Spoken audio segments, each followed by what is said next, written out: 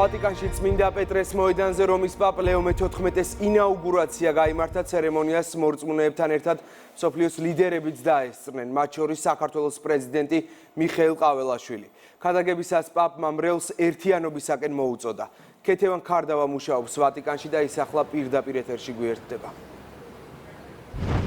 სამსაათიანი ღონისძიების დასრულების შემდეგ ლეო მე-14-მ ვატიკანში მიიღო მაღალი რანგის სტუმრები, რომლებიც დაესწრნენ საზეიმო ლიტურგიას.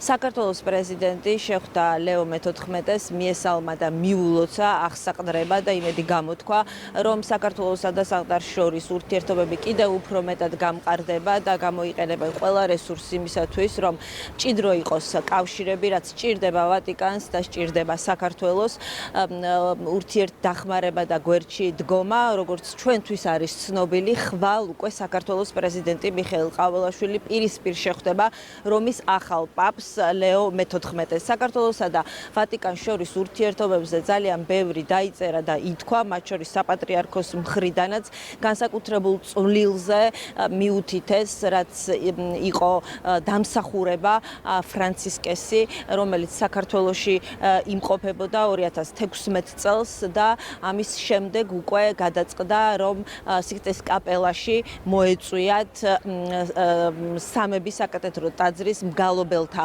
გუნდი. აღსანიშნავია ისიც, რომ 2014 წლიდან რომში ეკლესიაში ქართულ ენაზე აღევლინება წირვა, ლოცვა. ჩვენ იმედი ვიქონიოთ, რომ ისტორია ისევ განმეორდება და მომავალ წლებში, უახლოეს პერიოდში იქნება შესაძლებლობა იმის, რომ საქართველო ისევ უმასპინძლოს რომის პაპს და ამჯერად ლეო მე-14-ს. დღეს ვატიკანში წმინდა პეტრეს ტაძარში მქონდა შესაძლებლობა დავსწრებოდი პაპ ლეონ მე-14-ის ინაუგურაციას. შემდეგ მომეცა შესაძლებლობა, რომ მისთვის პირადადაც მიმელოცა. ასევე მნიშვნელოვანია, რომ მე მაქვს შეხვედრა ხვალ მასთან. ძალიან მნიშვნელოვანია ჩვენი ურთიერთობები საქართველოსა და ვატიკანს შორის.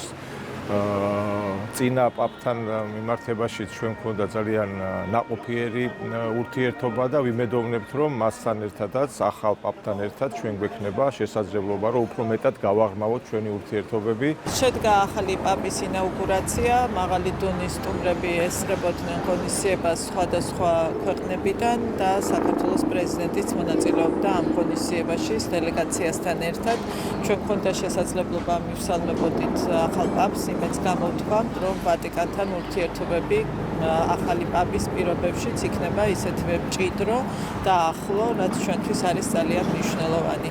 გვექნება შესაძლებლობა ასევე გქონდეს შეხვედრა, ჩვენ ვისაუბრებთ იმ ურთიერთობებზე, რომლებიც წლების განმავლობაში ჩამოყალიბდა საქართველოსა და წმინდა საყდარს შორის და რა თქმა უნდა გვექნება ასევე შესაძლებლობა ახალ პაპთან ვიმსჯელოთ იმ პრიორიტეტებზე, რაც აქვს საქართველოს.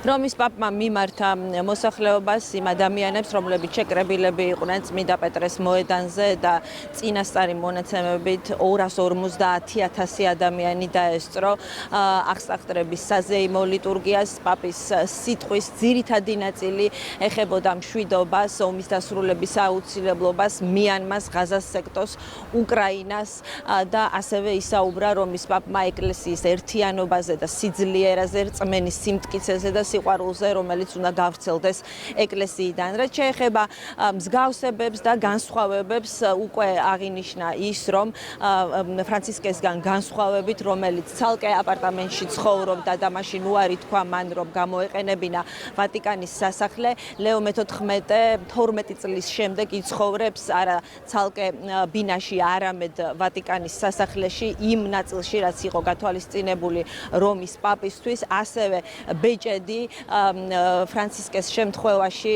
ბეჭედი, მებადურის ბეჭედის მთავარი სიმბოლო იყო მოოქროვილი ვერცხლის. ლეო მე-14-ს კი დღეს გადასცეს ოქროს ბეჭედი. ანუ აი ამ დეტალებზე პრესამ და ჟურნალისტებმა უკვე გაამახვილეს ყურადღება, თუმცა მთავარი რაც ითქვა, რომ მათ შორის არის ძალიან დიდი მსგავსება და იქნება ლეო მე-14 ღირსეული გამგრძელებელი იმ მემკვიდრეობის, რომელიც ფრანცისკემ დატოვა.